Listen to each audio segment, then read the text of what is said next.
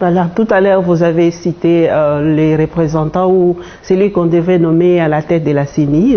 Nous suivons les autres églises et dire que le vote a eu lieu et votre candidat n'est pas passé. Si vous refusez, c'est lui qui a été élu tout simplement parce que vous regardez l'ethnie, la tribu, ce n'est pas vraiment... Vous n'êtes pas animé de bonne foi. Non, ma soeur, là vraiment ce sont des faussetés. D'ailleurs, la SENCO a fait preuve de grandeur et d'esprit de concession. Le candidat de la SENCO était celui qui était le mieux coté à la présélection au niveau du secrétariat technique. C'est lui qui a eu le maximum de points, 8 sur 8. Et c'est celui-là qu'à un moment donné, la SENCO par le cardinal a retiré pour favoriser le consensus. Donc, la SENCO n'était pas accrochée à son candidat. Il l'a remis parce qu'il n'y avait pas de consensus entre les deux. Et pour nous, il était question de ne jamais accepter la candidature de Malonda parce que nous savons que le peuple ne supportera pas ça. Et aujourd'hui, je crois que ça se prouve de l'une ou l'autre façon. Ce qu'ils appellent vote, c'est le fait que le cardinal appose. Quand il a remis la candidature du candidat de la SENCO, de Cyril, ils étaient de nouveau 3.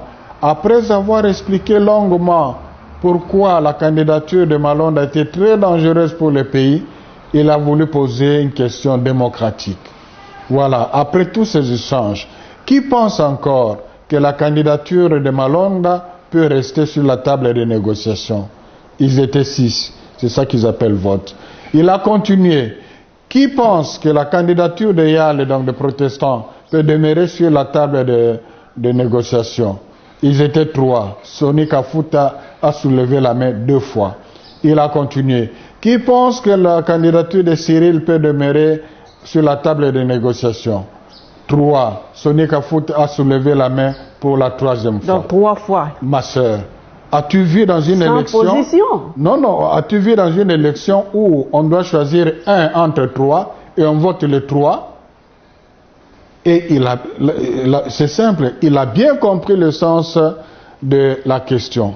C'est vraiment malhonnête que l'on dise qu'il s'agissait d'un vote. Alors, finalement, le cardinal a considéré qu'il n'y avait pas d'évolution, on devait s'arrêter là au moins pour ces jours-là. Il a demandé qu'on prie. Après la prière, Cheikh Attala, le musulman, qui était le dernier à prendre la parole, il dit, mais son éminence, maintenant que nous sommes bloqués, après ce qui prétend être l'élection, hein, maintenant qu'on est bloqué, ne peut-on pas prendre le nom de 3 autres dont les candidatures n'étaient pas traitées? Le cardinal a dit, mais c'est contradictoire. J'ai posé la question, je vous ai posé la question, qui les connaît pour les présenter? Mais vous avez dit que vous ne les connaissez pas. Et d'où viendrait que vous les connaissiez maintenant? Pour aujourd'hui, on arrête. Ma soeur, quelqu'un qui vient de voter, un vote qui sanctionne le processus de désignation, peut-il encore proposer une autre voie? C'est après ça qu'ils sont allés se retrouver au bureau de la CENI, qui est la maison de Nanga, louée par Sime plutôt, par la CENI, la Cime. C'est là où ils se sont retrouvés à 6. Ils ont considéré le fait que comme les 6 ont manifesté la volonté de désigner Malonda, c'est ça qu'ils ont transformé en vote, avec un PV signé par je ne sais qui. Le président n'a pas signé? Le président n'a pas signé, le vice-président n'a pas signé.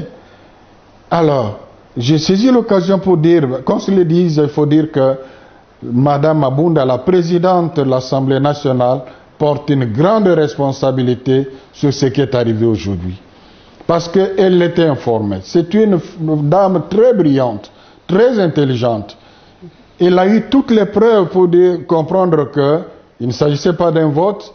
Elle savait que ce PV n'était pas signé ni par le président, ni par le vice-président. Et le fait qu'il a fait ce forcing la nuit, il a demandé qu'on coupe le signal. On n'a pas mis ça à l'ordre du jour pour que les gens ne soient pas prévenus. Ça signifie qu'il savait que le peuple allait voir ça comme étant un complot contre lui. Mais il a laissé faire. Non, il ne faut pas faire porter à la SEMCO cette responsabilité.